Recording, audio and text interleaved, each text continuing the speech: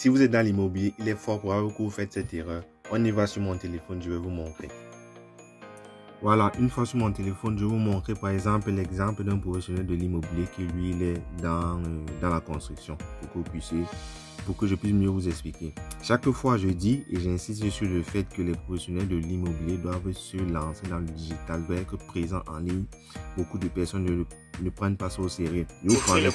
Aujourd'hui nous allons beaucoup nous focaliser sur les publications qui peuvent augmenter votre portée organique.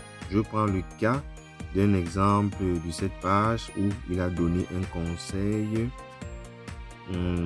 Non pas ici, je vais vous montrer. Voilà, voici par exemple.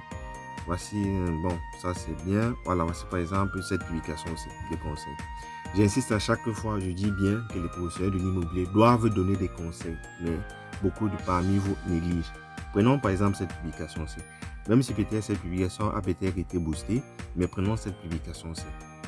Vous pouvez le remarquer que dans cette publication, il dit bien, si tu veux acheter une voiture en 2025, bien que ça n'a rien à voir dans le domaine de la construction, mais il est fort probable que les personnes qui font partie de son audience, qui se sont abonnés à sa page, ou bien des personnes qui ne sont pas abonnées à sa page, puissent se reconnaître dans cette publication-ci. L'avantage de cette publication-ci, pour une personne peut-être qui est une professionnelle de l'immobilier qui se trouve aussi dans le domaine de la construction, c'est qu'il y a forcément des personnes qui ne sont pas abonnées à sa page. C'est-à-dire quoi? C'est-à-dire que les personnes qui sont abonnées à sa page vont mettre des j'aime et vont partager. Ce qui va faire en sorte que les amis des personnes qui sont abonnées à sa page vont voir la publication de leurs amis et vont regarder. Ils vont voir peut-être que si tu vas acheter une voiture en 2025 qui peut aussi les intéresser. Ils vont lire, ils vont aimer, ils vont s'abonner en retour. Qu'est-ce que je vais dire par là? Je vais dire ici pour insister sur l'importance des conseils. Il faut donner des conseils.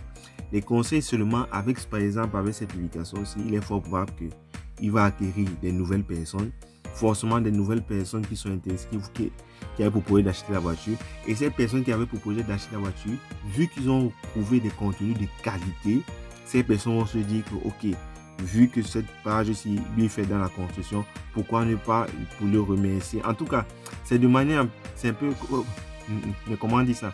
Les personnes se sentent un peu redevables dans le sens où ils se disent que bon, si j'ai la possibilité, ou bien demain j'ai envie de construire, j'aimerais bien le contacter. Ou bien, si ce n'est pas le cas, ils vont quand même s'abonner à la page pour se dire que j'aimerais plus rater les prochains conseils que cette page va publier.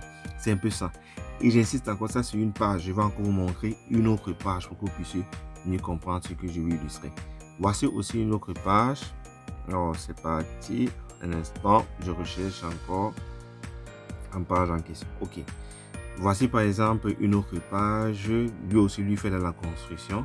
Mais regarde par exemple le titre de sa publication. Le titre de sa publication, l'école ne donne pas l'argent. Ouais. Dans sa publication, l'école ne donne pas l'argent. Lui, par exemple, je crois qu'il est fort probable qu'il n'a pas boosté la publication. Mais le plus important, c'est au niveau des, vous voyez, les commentaires et les partages. Ce qui fait, ce qui revient encore à la même chose de ce que j'ai dit sur l'autre page. C'est important pour un professionnel de l'immobilier, qu'il soit appartement meublé, vente et location des maisons, qu'il soit dans la construction, ou bien qu'il soit vitrier, ou bien ceux qui font le plafonnage, ou bien électricien, de donner des conseils, Des conseils permettent aux personnes qui vous regardent de mesurer votre expérience, de mesurer vos compétences. D'où l'importance des conseils et j'insiste et je continue à insister dessus. Il est très important pour un professionnel de l'immobilier de donner des conseils.